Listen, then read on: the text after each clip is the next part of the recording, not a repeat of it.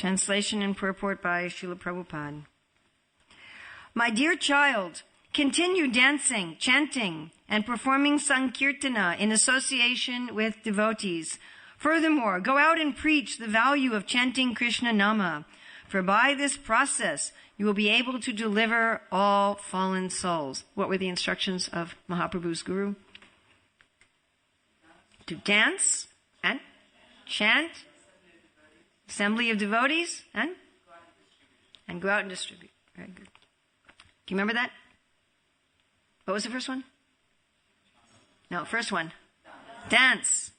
Next. Chant. You can see. Go, chant. With where? Bhakti Sangha. With the devotees. And Sankirtan. To perform congregational chanting. Krishna Nama Upadeshi. Upadeshi is instruct. Instruct everyone. And Sarva Jana. Sarva means everyone. Jana is people. Okay. Now, it's really nice, all of Prabhupada's purports are wonderful, but it's just really nice that in this purport, Srila Prabhupada is going to talk about somebody who we were just meditating on 2 days ago. That was a nice continuation. Who do you think that's going to be? Well, not exactly. Prahlad. Yes. Purport.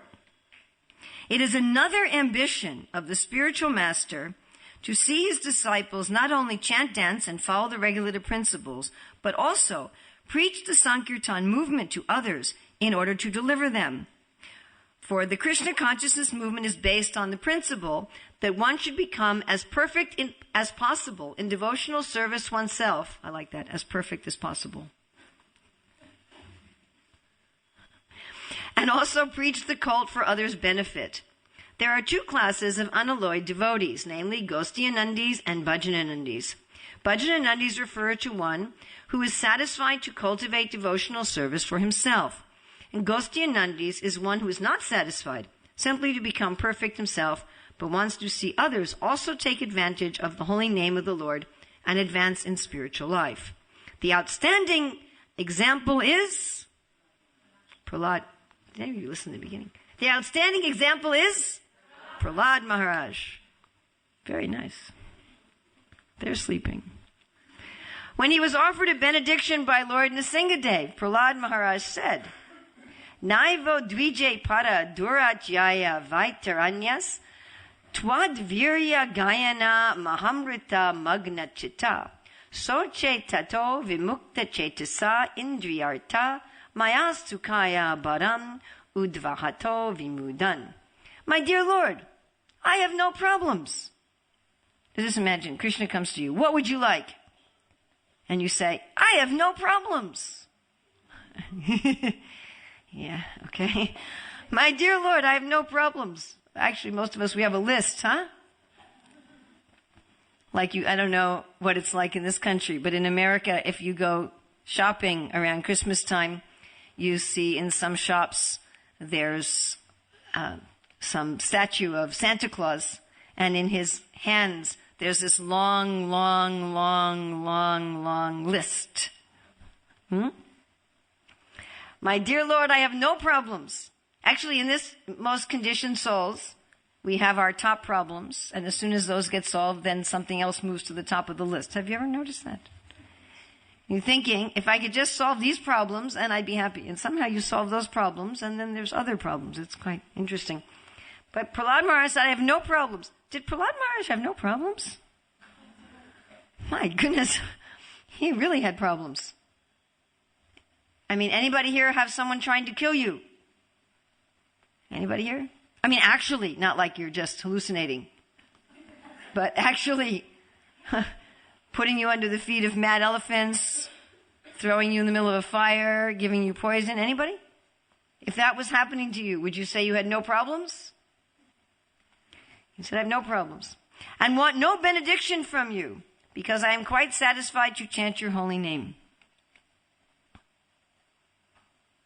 This is sufficient for me, because whenever I chant, I immediately merge in an ocean of transcendental bliss. So Prahlad Maharaj is saying, I'm already experiencing an ocean of spiritual happiness just by chanting. So therefore, I don't need anything else. I only lament to see others bereft of your love. They are rotting in material activities for transient material pleasure and spoiling their lives, toiling all day and night simply for sense gratification with no attachment for love of Godhead. I am simply lamenting for them and devising various plans to deliver them from the clutches of Maya. Bhagavatam 7:9-43. Srila Bhaktisiddhanta Saraswati explains in his Anubhasya, quote, a person who has attracted the attention of the spiritual master by a sincere service likes to dance and chant with similarly developed Krishna-conscious devotees. So here again, this is referring to the previous verse, that the way to please the guru is to chant and dance with similarly developed Krishna-conscious devotees. So that attracts the attention of the spiritual master. That's what we're supposed to be doing, yes? Don't try to see God act in such a way that he will see you. So we're trying to attract the attention of Guru and Krishna. The spiritual master authorizes such a devotee to deliver fallen souls in all parts of the world. Those who are not advanced prefer to chant the Hare Krishna mantra in a solitary place, unquote. So Bhaktisiddhanta Saraswati is saying that the preachers are on a higher level. Such activities constitute, in the language of Srila Bhaktisiddhanta Saraswati Thakur, a type of cheating process, in the sense that they imitate the activities of exalted personalities like Haridas Thakur. So he's saying that generally, people who just say, I'm not going to preach, I'm just going to chant and take care of myself, are just imitators, generally. They're not actually advanced. One should not attempt to imitate such exalted devotees. Rather, everyone should endeavor to preach the cult of Sri Chaitanya Mahaprabhu in all parts of the world and thus become successful in spiritual life. So this is interesting because first it seems that preaching is the result of being successful. It's the result of being enlivened in chanting and dancing with the devotees. That by chanting and dancing with the devotees, you get the acknowledgement of the guru. And by that success, you become enlivened to preach. And here again, here it says something kind of opposite. Everyone should endeavor to preach the cult of Sri Chaitanya Mahaprabhu in all parts of the world and thus become successful in spiritual life. That preaching to others is the means for one's personal success. So it's an expression of spiritual purity and it's a means to spiritual purity. By the way, everything we do in bhakti is like that. Everything. Just like in the material relationships, ordinary relationships, man brings the woman he loves flowers. So why? He does that to create love that's not yet there, and he does that to express love that's already there. Both. It expresses an existing relationship and it builds a relationship. So everything we're doing is like that. When we offer flowers to the Lord, we offer incense, we chant the Lord's holy name. It expresses what's already there and it increases our relationship as well. So both an expression and a creation of. One who is not very expert in preaching may chant in a secluded place, avoiding bad association. Now this is interesting. So first Prabhupada is saying that if you go to chant in a secluded place, you're probably a cheater and that you'll become advanced by preaching. But then he says, if you think you're not advanced enough to preach, okay, go chant in a secluded place. But for one who is actually advanced, preaching and meeting people who are not engaged in devotional service are not disadvantages. So here Prabhupada is speaking to the fear that somebody will have, well, if I go and preach, I'll become contaminated. And he says, okay, if you think like that, you can chant alone. But if you're actually strong in Krishna consciousness, you won't get disadvantaged. He says, a devotee gives the non-devotees his association, but is not affected by their misbehavior. So this is an important guide, of course, for preaching, as Prabhupada would say. You catch the big fish, but you don't get wet. So our preaching should be such that others are benefited by our association and we're not degraded by their association. If we're degraded by their association, we're doing something wrong either our basic activities are off, like here it's saying first chant and dance in the association of devotees and then go preach. So either we don't have our own strength, right? The other day I gave a multimedia presentation on my laptop. Before that, I met one devotee at Soho who was showing me some things he's creating for our books he's creating it on a tablet, turning our books from printed books to a tablet. And he said, "Do you have a computer here?" I said, "Yeah." And he said, "Oh, could I use it to charge my tablet?"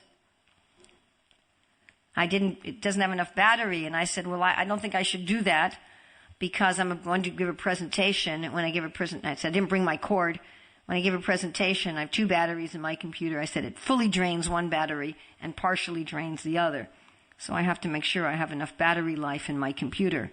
So when we're going to preach Krishna consciousness, we have to have enough battery life in our computer. And you can't use your computer battery, right, to charge others. You can't have others draining your life. You've got to be strong in and of yourself. If you're weak, then others will be able to drain your energy. Thus, by the activities of a pure devotee, even those who are bereft of love of Godhead get a chance to become devotees of the Lord one day. So that's also nice. So all preaching doesn't have to be immediate total results. We can be giving people a chance to become devotees one day. So we can be sowing seeds and starting people in their Krishna consciousness. In this connection, Srila Bhaktisiddhanta Saraswati Thakur advises that when discussed the verse in Srimad Bhagavatam beginning Naitat Samacharyat Jatu Manasapi Hi Anishvara 10:33-30, that particular verse is in relationship to the Ras Lila, where Maharaj Parikshit asks how Krishna can be dancing with the wives of others. And Sukadeva Goswami says you cannot imitate the activities of the great controllers. So he's giving us first this admonishment. Be careful that in your preaching you keep yourself safe. That you have your own strength and keep yourself safe. So that's admonishment here. And the following verse in Bhakti Rasamrita Sindhu 12255, which seems to be saying quite something different. Anashaktasya vishayan yattartam upayunjita nirbandha krishna sambandhe yukta vairagyamuchite. What does that verse mean? Very famous verse.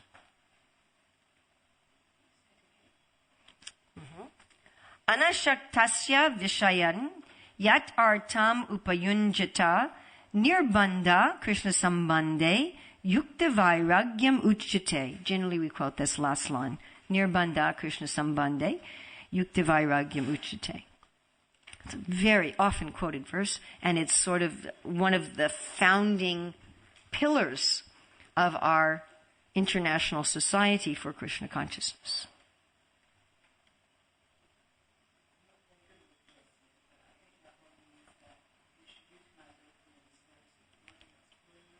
Yes, thank you very much, Chintamani. Yes, one should utilize everything in the service of the Lord, and that is real renunciation. Then Prabhupada puts these together and says, one should not imitate the activities of great personalities. One should be detached from material enjoyment and should accept everything in connection with Krishna's service. So both things. Use everything in Krishna's service, preach widely, but don't imitate someone who's above you. There's a limit. Know your limit as to what you can do and be safe. My dear child, continue dancing, chanting, and performing Sankirtan in association with devotees. Furthermore, go out and preach the value of chanting Krishna Nama, for by this process you will be able to deliver all fallen souls. So this, of course, is the instruction to Chaitanya Mahaprabhu by his guru. And this instruction gives us the key as to what is the Vrindavan atmosphere. What is the essence of the Vrindavan mood? What is the essence of Vrindavan? Because Mahaprabhu is Krishna in the mood of Radharani. And why is he coming? What are his purposes? Yeah? Sure, let's go internal.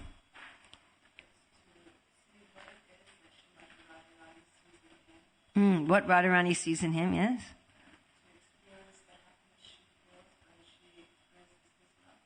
What happiness she feels, yes, when she experiences his love, and to taste the sweetness. What is this taste? So Mahaprabhu is Krishna wanting to understand what is the sweetness and happiness of Srimati Radharani. What is the sweetness and happiness of the Vrindavan mood from the position of the ashraya instead of the vishaya, from the point of view of the devotee? And what happens when he wants to experience this essence? He does what? He distributes it. He preaches. And he preaches not just to other already advanced devotees, but he preaches to Sarvabhauma Bhattacharya, who's a Mayavadi or Brahmavadi Jnani. He preaches to the Mayavadis in Varanasi. In fact, this chapter is Mahaprabhu doing precisely that. He's preaching to the ordinary sense gratifiers. He's giving Krishna consciousness to everyone. So we have as our goal, our prayojana in our Hare Krishna movement to enter into Vrindavan, yes? Yes? Yes? At least theoretically, is that what everybody wants to do? That's why we're all here? That's why we've sacrificed. I assume everyone here has made some sort of sacrifice to be here? Yes? Did you leave your families? Maybe you moved to another country. You put on clothes that were rather strange for the UK. At least most of us here are wearing rather odd clothes for the UK. And we put some mark on our head that's a little strange in London. And we go out publicly singing and dancing. That's a sacrifice, isn't it? Yes? Waking up early every morning and spending hours chanting and only eating food that's offered to Krishna and so many things. This is all what are we doing it for? What's our purpose? We want to enter into Vrindavan. So it would be helpful to know what is the essence of Vrindavan. What is it that makes Vrindavan Vrindavan? What's the difference? A lot of the Hindus, they think Vaikuntha and heaven are the same. Or just like in so many religions, they're planning on going to heaven. When I was very new in the Hare Krishna movement, I'm still very new, but when I was very, very, very new, so I was out on book distribution. Seriously, like maybe 3 days living in the ashram. And I remember meeting these people at the airport. I said, so what's your goal? They were preaching to me, they were coming to me. And you can imagine what they were preaching to me. You have to surrender to Jesus and like that. And I said, so what's your goal? And they were, our goal is heaven. And I said, oh, that's nice. What will you do there? We'll do the same thing we're doing now. I said, oh, really? Will you watch TV and go to McDonald's? And then they kind of got a stunned look on their face and walked away. But generally, people think about, which, by the way, that interchange really gave me faith in Krishna consciousness. But most people's idea of heaven is simply more sense gratification, yes? And in fact, Swarga is like that. Swarga is a nice place. In fact, in Swarga, nobody sweats. You know that? There's no perspiration. So they don't have any sports stores that advertise quick, dry clothing. You know that, right? They sell clothing for athletes where it wicks away your perspiration very quickly. You're not drowning in your perspiration. There's a whole industry. Did you know that? There's a whole industry for athletes to make clothing where you're not drowning in your perspiration when you're working out. But they don't have stores like that in the heavenly planets because nobody sweats. And nobody's clothes get dirty. They don't have any washing powder companies, washing machine companies, clotheslines, because their clothes don't get dirty. This was exhibited when Damayanti she had fallen in love with King Nala. But still she had a Swayamvar. I don't know why. Why didn't she just marry the man she loved? Anyway, she had a Swayamvar. And she was so qualified that the demigods also wanted to marry her, but they knew that she was in love with Nala. The whole thing is so silly. If you know the woman's in love with another man, why do you want to marry her? By trickery. Conditioned souls are so silly. Anyway, so these demigods, they disguised themselves as Nala. And they came to the Swayamvar, and when she came to her Swayamvar, there were 4 Nalas in front of her. One was Indra, one was Varuna, I forget who the other one was. And she's like, how am I going to figure out who's the man I really love? And she saw who's sweating. So the demigods, they don't sweat, their clothes don't get dirty, their feet don't touch the ground. You know that, yes? Demigods, their feet don't touch the ground. But when we read about Vrindavan, Krishna's feet are touching the ground. We read about Krishna's leaving his footprints everywhere. And we read that Krishna is sweating. Yes? He's coming back in the afternoon from tending the cows. And he's covered with drops of perspiration that look like actually little pearl decorations. And he's dusty also. He's all covered with the dust from the hooves of the cows. And Mother Yasoda, when she's churning butter, she's also perspiring. When the gopis are dancing in Ras Leela, they're also perspiring. Of course, Krishna takes his hand or his cloth to wipe off the perspiration, but when he touches them, they perspire more. So it's not very effective. So what makes Vrindavan billions of times higher than Swarga? Gopal explains, Swarga is 1,000 times more than the earth, and then the planets of the Prajapatis 1,000 times more happiness than Swarga, and the planets of the Rishis 1,000 times more than the Prajapatis, and the planet of Lord Brahma 1,000 times more than the Rishis, and each covering of the universe 1,000 times more. The first covering of earth 1,000 times more happiness than Brahmaloka, and then water 1,000 times more happiness than earth, and finally you get to the final covering, which is billions of times more happiness than we have here on this lowest of the middle planets. But what is it that gives Vrindavan that incredible happiness? What is the essence of that happiness? What is it? If there's perspiring and dust, that would seem lower, huh? But what is the essence of their happiness that's higher and higher and higher? So here we get some idea.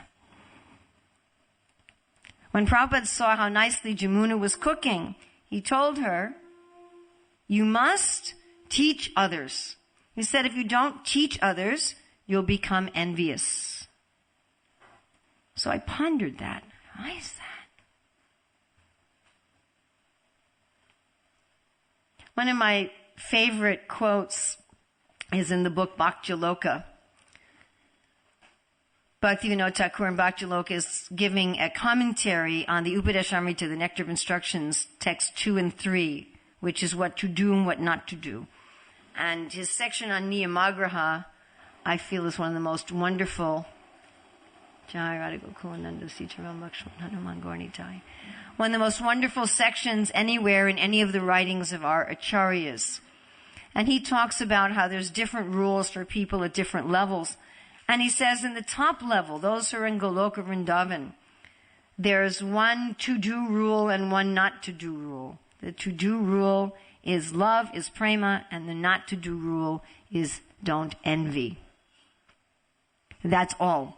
If you have love and you don't have envy, then you can do whatever you like.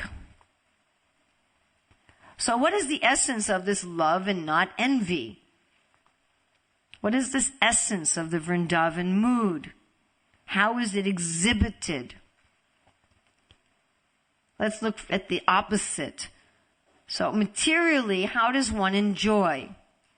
Materially, one feels there's limited resources. There's a finite amount of resources. Years ago, our farm in Hungary put on an ecological conference, and they invited some non-devotees to speak also. So there was this professor who was speaking in Hungarian, it was being translated. And he was saying, the earth has limited resources. He was really down on Americans.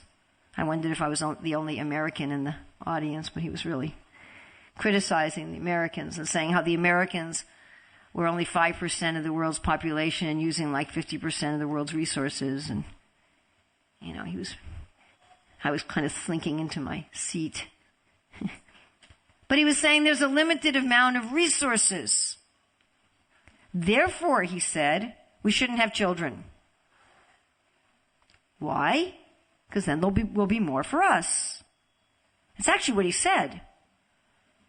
He didn't even say it like elegantly or indirectly or euphemistically. He just out and out said it. He said there's hardly any resources. If we want to have as much resources as possible, just like those Americans, that's what he said. He said, then don't have children, because then there'll be too many people and we'll have to share. So this is the materialistic mentality.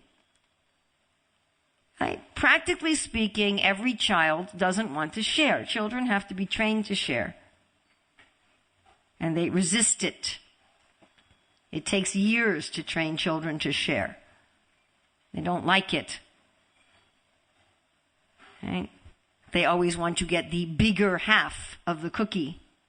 You remember that when you were children? Of course, none of us were like that as children, right? But anyway.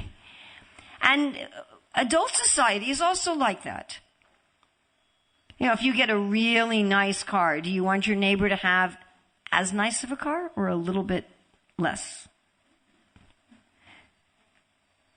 Our general tendency is, we want other people to have nice things, but not quite as nice as me. We want other people to be smart, but not quite as smart as me. We want other people to be good looking, but not quite as good looking as me. And we want other people to have money, but not quite as much as me, and so forth. And we're in competition for what we see as limited resources. And we're always in anxiety. How will I get enough for me? How will I get enough for me? Why do we share? Why do we share at all?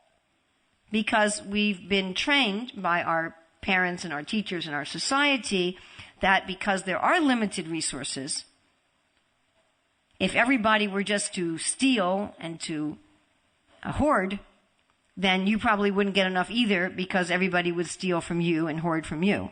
So if you want to get enough for you, you have to do some cooperation.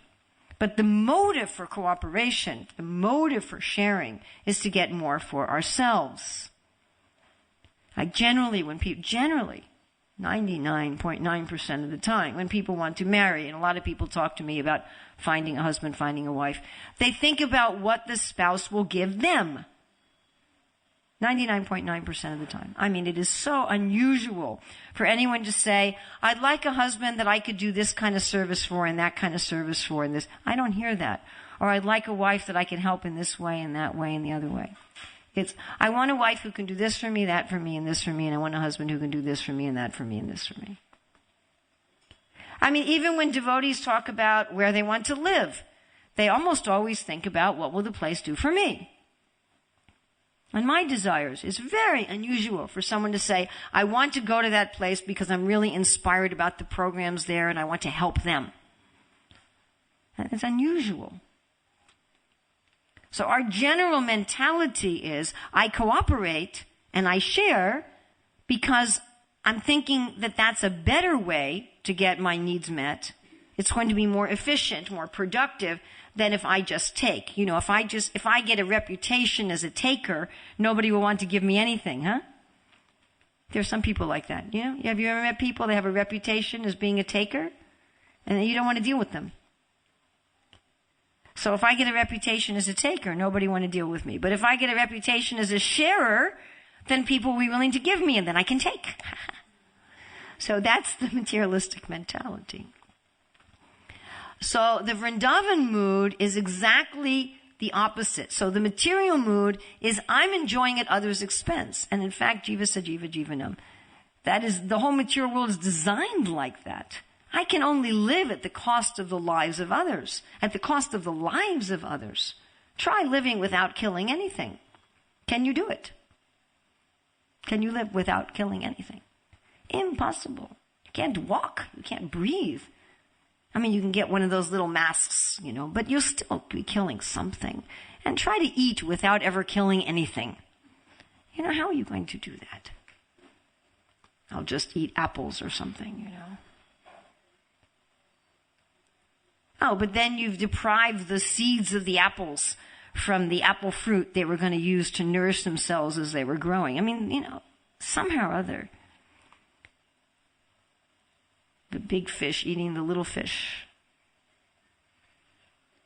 But the Vrindavan, the essence of Vrindavan is the opposite. The essence of Vrindavan is explained very nicely also in Chaitanya Charitamrita.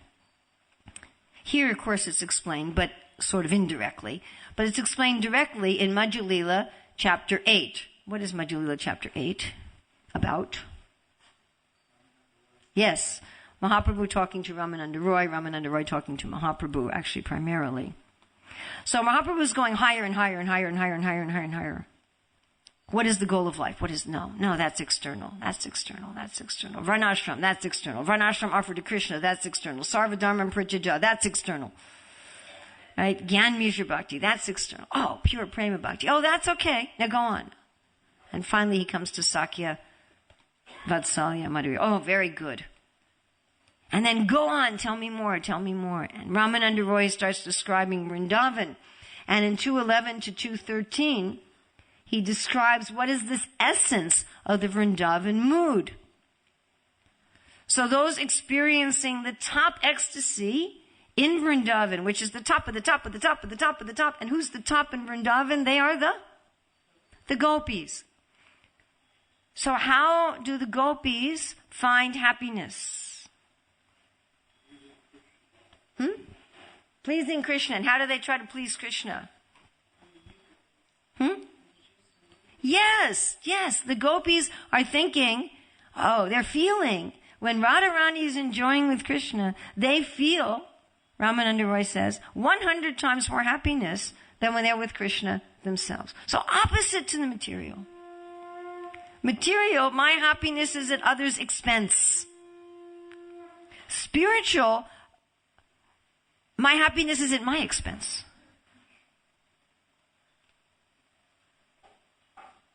Spiritual, I feel 100 times more happiness when others are with Krishna and I'm not.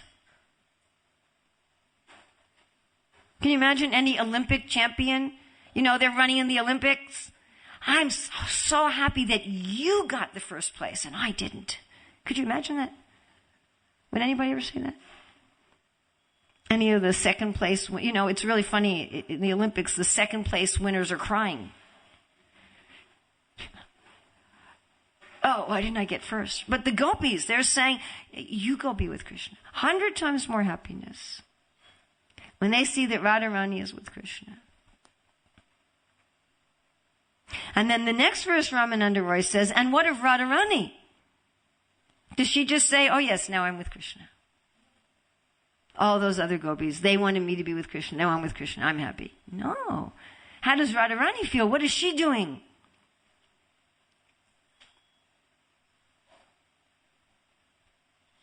She's trying to push the other gopis to be with Krishna. And how much happier does Ramananda Roy say that Radharani feels when the other gopis are with Krishna? 10 million times, he says. So the gopis, he says, feel 100 times happier when Krishna's with Radharani, and Radharani feels 10 million times happier when Krishna's with the other gopis. That's the essence of Vrindavan. That is what makes Vrindavan billions and billions of times happier than the most heavenly material situation. Than beautiful palm trees and coconuts and breezes and peacocks and parrots and avocados and etc., etc. And no sweating and no dirt. Billions of times.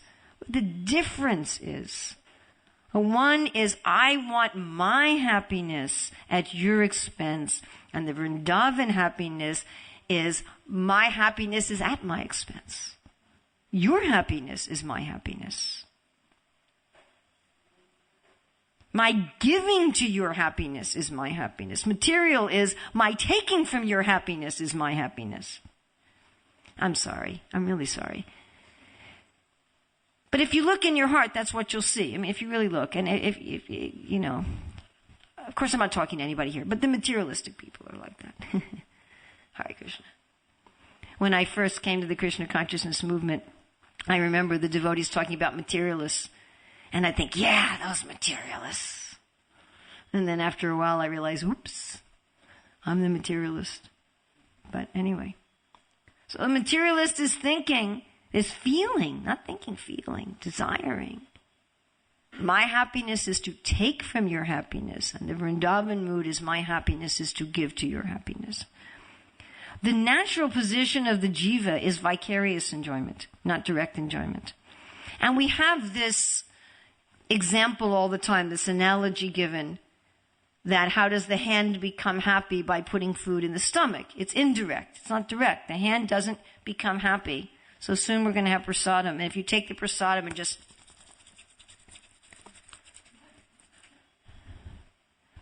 I saw a billboard somewhere that a rich man has more fruit in his shampoo than a poor man has fruit on his plate. You know, but you're not going to get, if you just put fruit in your shampoo and you just put the fruit on your hair and you never eat any fruit, you're not going to have nice hair, huh? Not going to work. You have to eat fruit. So the happiness of the hand, of the hair, it comes indirectly. It comes vicariously. You have to give the stomach happiness. And then automatically you become happy. You're the tree. You water the root. What does this mean? It means that by nature we are vicarious enjoyers. We enjoy through others' enjoyment. Now materially that sounds terrible. Everything in us rebels against this concept. I enjoy through others' happiness. What's the first thing we think of when we hear that? What about me? Yes? It's our natural like, I'll get nothing. Because if you try to imitate this, Prabhupada says here, don't imitate. If you try to imitate this, it's a failure. You cannot stay in materialistic consciousness and imitate the behavior of those in Vrindavan. You'll fall right on your face. If you stay in materialistic consciousness, that what about me, what about me, what about me, and you try to give, you'll become very angry. It just won't work. Because this is not something to do artificially. And how is it done? Now, by the way, we talked about Madhya 8, 211, and 212, but I didn't talk about Madhya 8, 213. So when Krishna sees this behavior, that the gopis are pushing Radharani and Radharani is pushing the gopis, and they're each feeling 100 or 10 million times happier by doing that, Krishna feels very pleased. Now, we're like that too. I mean, any of you who have children, and if you have more than one child, you're happy when your children get along nicely. And you're happy when your children work for each other's happiness. So that's even in the Bible. Hine matovu manayam shevadahim gam yahad. How wonderful it is when brothers sit together in peace. Or, of course, in the Bhagavatam, we have the story of the Prachetas. That when Lord Vishnu saw the 10 brothers getting along together and cooperating together, he was very happy. This is why, we have that statement Prabhupada made to the leaders of the movement. Your love for me will be shown by how well you cooperate to keep this movement going. So Krishna's very happy. That's what's attracting Krishna to the gopis. The gopis' beauty is a manifestation of their love. Just like our body is a manifestation of our material desires, as explained in chapter 13 of the Bhagavad Gita. We get a particular group of senses grouped around the mind. If you want to know what material desires really look like, look at a gross body. That's what they look like. That's the gross form of material desires. They look like hair and skin and blood and etc. That's what they look like. And spiritual desires look like a spiritual body. So when we say that Krishna is attracted by the beauty of the gopis, I mean, he's the source of all beauty. What the beauty of the gopis is simply the manifestation of their love. And love means they're caring about the other. Love means they're finding their happiness through the happiness of the other. And Krishna's also like that. Krishna's finding his happiness by the happiness of the devotees. In fact, Krishna so much wants to taste this mood of the devotee that he becomes Chaitanya Mahaprabhu, where he's preaching. It's not that we say Krishna's the enjoyer, Bhaktiram Yagatapasam, that he's the big taker. Because when I try to be the enjoyer, I come here and try to be a taker. And I might think Krishna's just a big taker. Krishna's a big giver. He also gets happiness at seeing the devotees. He's competing with the devotees. Prabhupada tells the story of Rupa Goswami sitting in Vrindavan thinking, I'd like to invite my brother over for prasadam and cook him a nice meal. Prabhupada said the devotees are very expert. They're good cooks. Rupa and Sanatan were very good cooks. It's one of the qualities of a devotee, Prabhupada says, that he's expert. So as he's thinking like that, this beautiful girl comes and says, there was a function at our house and there's all this leftover food. Would you like some? We have all this leftover boga that we didn't use. Oh, sure. Wow. I wanted to cook for Sanatan and here it is. So he cooks this whole feast. He asked this girl, who are you? I don't remember seeing you. She said, I live in the village. And then he invites Sanatan. Sanatan says, where did you get all this incredible boga? So opulent, so much, such variety. And he said, this one village girl. And she said there was a function and she had all this extra ingredients. Which village girl? And Rupa Goswami starts describing this girl and he starts describing how beautiful she is. And Sanatana Goswami says, I don't remember seeing any girl that beautiful in the village. And Rupa says, I don't either. I've never seen her before. And then Sanatana Goswami looks at him and says, I don't think that was one of the village girls. I was Radharani. He said, you've taken service from Radharani. He said, you've murdered me. How dare you take service from Krishna and Radharani? And they were crying. So Prabhupada says that Krishna is competing with the devotees. The devotees are thinking, how can I please Krishna? And Krishna is thinking, how can I please the devotees?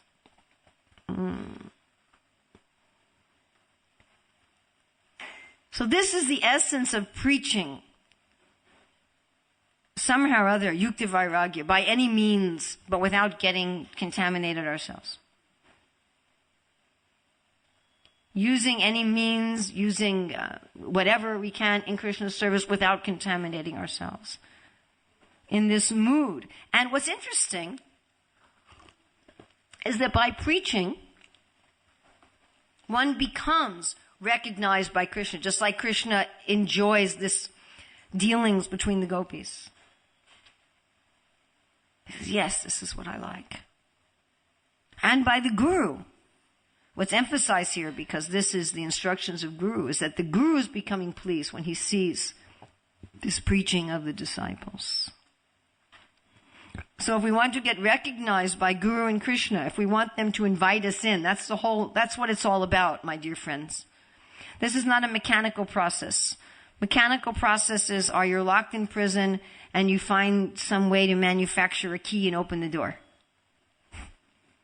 You find a way to dig out through dig a hole in the wall. That's karma yoga, gyan yoga, dhyan yoga.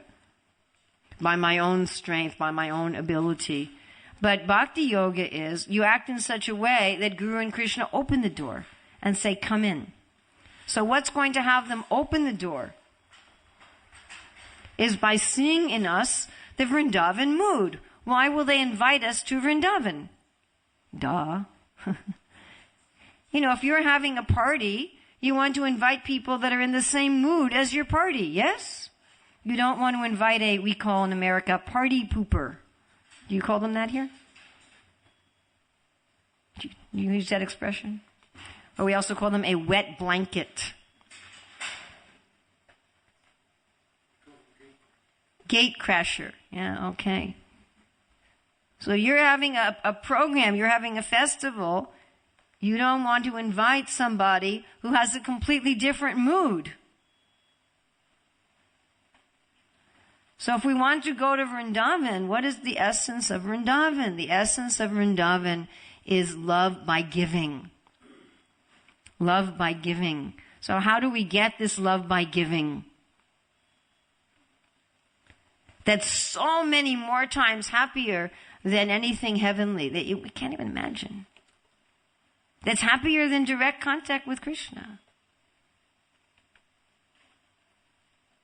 I mean, we may be thinking, I'd like to see Krishna. I hope we think like that. I'd like to see Krishna like they just unveiled this George Harrison garden. I really want to see you.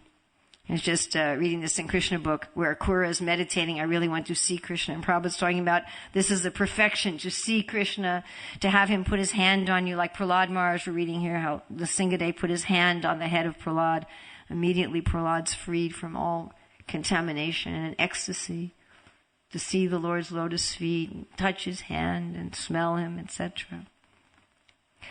10 million times happier than that. 10 million times happier than that. More than that. So how do we get that? Well, interestingly, we get it through preaching. Even if we start off being selfish, taker, materialistic demons. By preaching, we attract the attention of Guru and Krishna. If we just accept this theoretically and say, oh, okay, I'm not sure if I really like that idea of happiness by giving, but it sounds like it might be nice. I'll give it a try. I'll give it a go, or as you guys say. And if you say that to someone in America, they look at you and say, I'll give it a go. And they're like, what? So I'll give it a go. Let me try it. Let me preach through my happiness, through my lifestyle, through the books, through prasadam, through paintings and pictures, through the holy name, through direct instruction, upadeshi. And then Guru says yes, and Krishna says yes. And when they're pleased, right? Vidyantasta bhadrani vidunati suritzada. The heart becomes cleaned, and we gradually see who we are. Chaito Darpana Marjana, we see who we are. We start to see Jivera Swarupaya Krishna Nityadasha. I am actually a giver. I am of this essence of Vrindavan. One starts to see that and starts relishing in a different way. And then as one starts relishing in that different way, when one starts actually relishing the happiness of others, Prabhupada would say, I want to see my disciples becoming more advanced than me. When one starts meditating like that, I take joy in seeing others being more Krishna conscious than I am.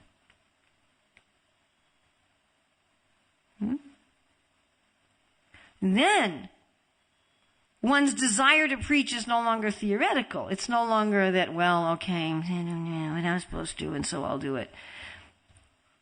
Then one's desire to preach becomes that you can't contain what you have. It's like the day I left Venice,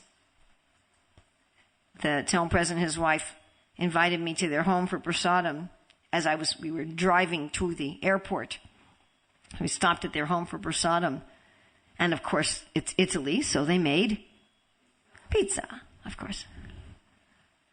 And they made little pizzas, like this big, about a foot in diameter. How many pizzas did they make? They must have made at least 15 or 20 pizzas. It was just 4 of us.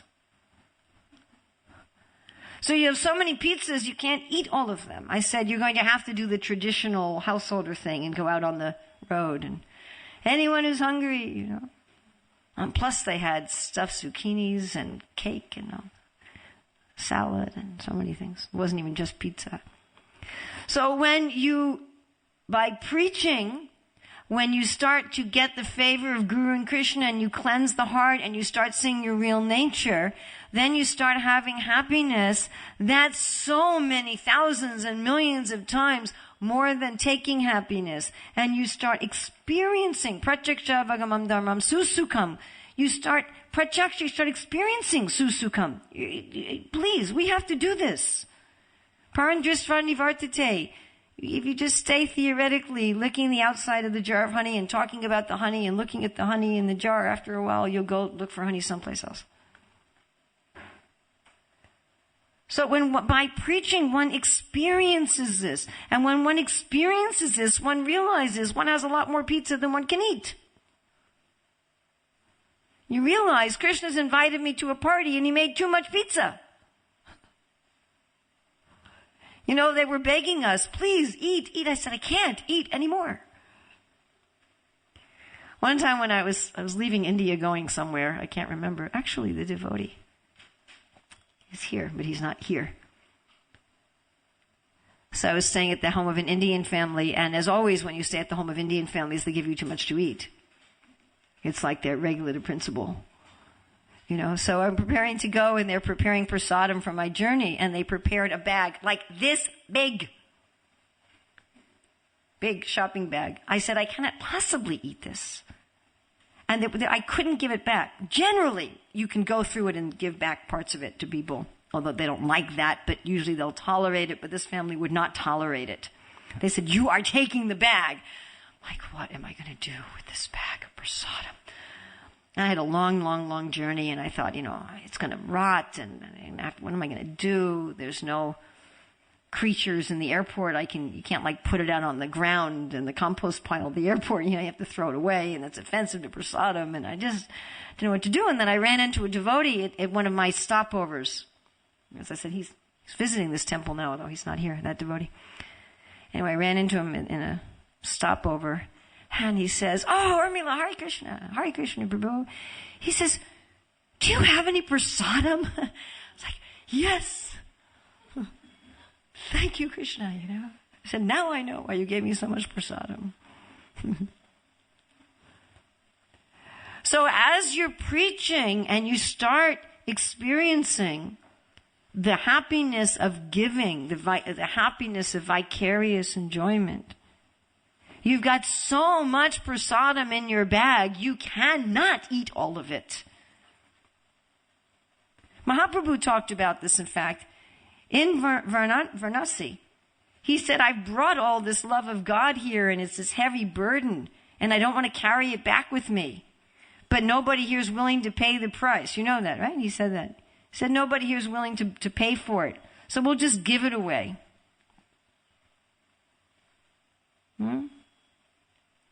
So gradually the devotee's preaching becomes, which is what's discussed in this verse, the outpouring of their own happiness.